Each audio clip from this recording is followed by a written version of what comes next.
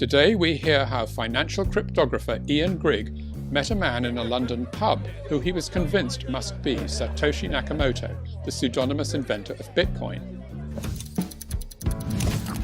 You're listening to CoinGeek Conversations with Charles Miller.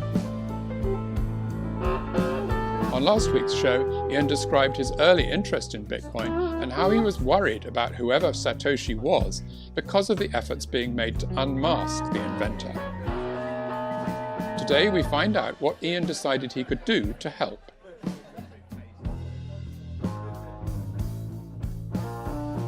And I came to the conclusion that they were hiding because they were going to be attacked by somebody. So I sat down and I did a traditional threat analysis. What do you mean attacked? I didn't know. Right. But I figured they were afraid of something anyway. Afraid of something, yes. Yeah.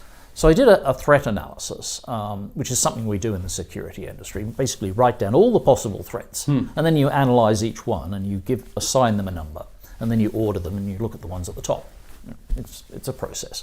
And I kind of found some threatening areas there, and the threats that stuck out was basically the US government prosecutors. The prosecutors in the US they're not like the prosecutors in other countries. It's a political position. These people are on a track for a career move, and they treat unlike the law industry outside the US, the legal players treat it as a marketing exercise. And for them, I realized that being able to figure out who Satoshi was and take them down would have been a career-making move. What would be the accusation against Satoshi if they found somebody that... So directly, there are a few things you can do. Running an unlicensed money services business, money laundering. They always slap in money laundering, whether it is true or not. It always gets added in. Conspiracy to do this, that, and the other.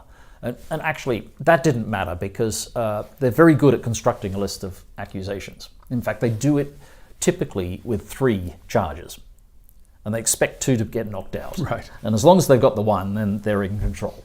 So that's just part of the game for them. Come up with a long laundry list and slap it in there. But what I realized was that the United States is full of prosecutors all over, and that was the leading threat. Now, at that point, I didn't know if the US was involved or not, but I realized that this is a problem. Now, what happens then?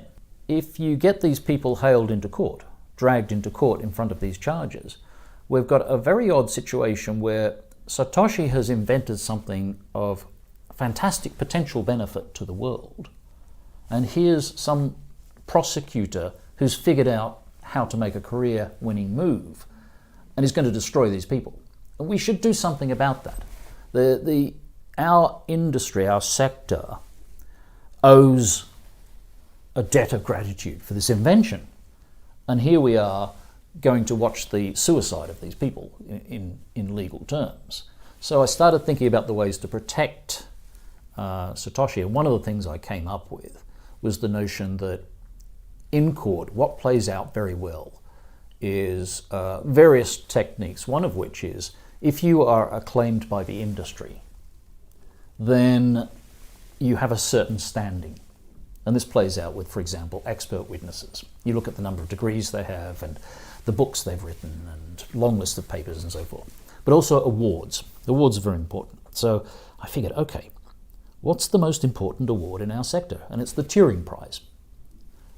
Alan Turing, the canonical British inventor from the World War II days, his name is put on the premier award in our field. So I hunted around, figured out, and put together a group of people to apply for the Turing Prize for Satoshi Nakamoto. Right.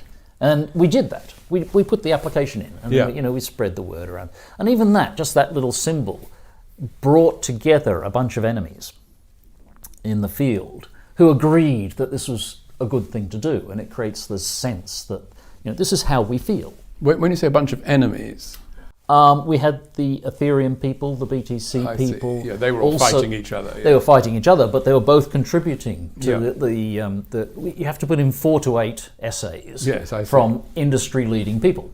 And there wasn't any sort of thing in the terms and conditions of the prize that we need to know who the person is. No.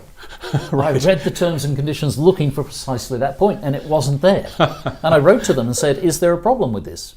And they said, no, there isn't a problem with this. Of course, you can imagine what would happen in the back rooms when they started reading about this. No, we're not going to do that. But it's about creating the symbolism and coming together and saying, look, we've got to protect this person. We've got to boost this person, this team up in the future. And while I was doing all this, one of them contacted me and talked to me. One of the Satoshi team. Right. Satoshi was a team. Well, no, I noticed you've used that phrase before, and actually it's not a phrase that most people use, the Satoshi team. Why are you so confident about using that phrase? And where did it have you always just called it the Satoshi team? So this comes back to the thinking that I was doing at the time. I've been an observer of these sort of, if you like, inventions in the past, and one of the things that struck me was it's rarely one person, but it's rarely a big team. Generally, it's 2, maybe 3 people, very tight, with fairly clear separations of duties. They don't duplicate each other. So that was something that made me start thinking about that. And when I looked at the writings, and I would read the commentary, and what struck me about the commentary from Satoshi, every email was perfectly written. A high standard of English, and very good grammar, and very clear and concise. Who does that on a mailing list? So what that triggered in my mind was, there's a team writing these emails. Somebody is writing the first draft, and then somebody else is coming back and cleaning it up. It's an editorial process. Right. Because nobody can maintain that sort of writing over time and get it so consistently right. Could be just 2 people, though. It could, and in fact it was. It was just 2 people. It was Grigg and Dave Klein. So let's skip forward. So you came to this conclusion that it's a team. Yes. That it's a team. How did you get from there to actually meeting Grigg in a pub? So one of the team contacted me because I was, talking about things and pursuing these different adventures with people and spreading these memes and so forth. And this was their intern. They had an intern that was working to basically help. So this is a person that hasn't actually come out. But you know who they are? Yes. Okay. Yes. So, probably best I don't give away the names, although the names do float around. And at that point, it was just the 2 of them left, this intern and Grigg, because Dave Kleiman had died in 2013, and the other member of the team had died in 2013. But at this point, you didn't know who those other members of the team were? No. At this point, all I had was this crazy person talking to me, and this person knew quite a lot of stuff, so I was interested. And what was the message they sent to you? I can't remember what the message was. It was just sort of hello. It was just a hello, right. How are you, or something like that, because we had bounced across on Twitter, as you do. You just reply to somebody and you say something. So this person reached out to me on direct message. And did they sort of say, by the way, I'm in the Satoshi team? No, they did not. But so how did you? Well, within a couple of days of talking to this person, I realized this person was under a lot of stress and quite wild, very intelligent, but the emotions were pouring out of this person, like they were living in a pressure cooker. And I was listening to this thinking, what is going on with this person? It's crazy. And normally when you come across a person that's under high stress, you sort of distance yourself because you don't want to catch the stress yourself. But you can easily handle this over the net, more easily handle this over the net. So I kept talking to the person. And eventually I started forming the view that this person knows far too much. There's no way she should have known all that stuff, because That stuff was actually detailed internal gossip, if you like. And eventually I started triangulating and realized, oh, actually, there's a fair chance this person is part of the Satoshi team. And I kept isolating it and pinging, trying to put in little questions and so forth, and eventually I convinced myself this is what's happening. Why did they want to communicate with you? Were you sort of just a sympathetic ear, or what? I think to some extent I was. To some extent, they needed friends. They were under a lot of stress because there were a lot of things going on.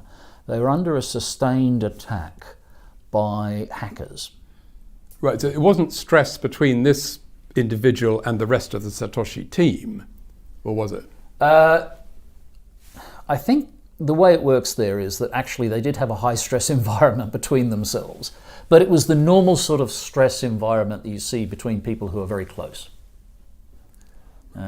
Sort of like the husband and wife bickering all the time, but they're still married and they still carry on, and et cetera, et cetera. So there was a fair bit of tension there as well. But really the thing that was going on was that, and I learnt later, that Craig was in difficulties in Australia with his court cases and so forth. Right, so what sort of year was this then? This is all 2015. Yeah, so early 2015 this started. And within a month or so, I pretty much convinced myself, yes, okay, I'm talking to the Satoshi team now. And did you put that to your correspondent? Or? No, because she was keeping it private. She was definitely keeping that secret. But I waited and waited and waited, and eventually she said, "You've got to meet Craig. He's a good guy." But did you say Craig who? Presumably. Well, his name was introduced to me. I had a look on the website. There were his blog posts. I had a look. Okay, he seems like an interesting guy. Oh, he's Australian. He's a Sydney-sider, just like me. So that's fine. Sure. When's he coming to London? Because I was in London at the time, and he actually did come mid 2015. He came in the process of setting up the new companies in London. So we met in a pub and had beers and burgers or something like that. And did you say, so you're Satoshi? No, because it was still a secret. But did he know that you thought that? I don't think so. He was badgered by the intern to meet up with me, because I think she had the view that I should be employed by the organisation, I should become part of the bigger picture, what then became N-Chain, for example. Whereas I was just interested to find out, and I wanted to confirm my hypothesis that this was Satoshi. So I actually walked into the pub with some elements in my mind as to how we were going to go about this conversation. And we had a long conversation,